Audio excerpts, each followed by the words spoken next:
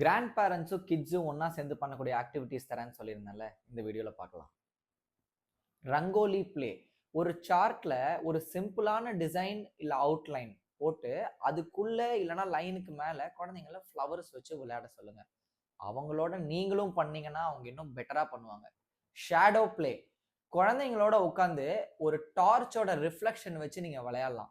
ஒரு ஆப்ஜெக்ட்ட வச்சு ஒரு ஸ்மால், பிக், ஷார்ட், டால் இது எல்லாத்தையுமே நீங்க சொல்லலாம்.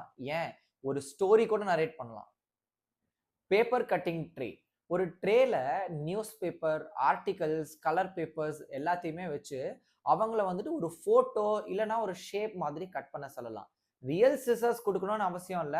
பேப்பர் சிசர்ஸே அவைலபிளா இருக்கு. Puppet tax.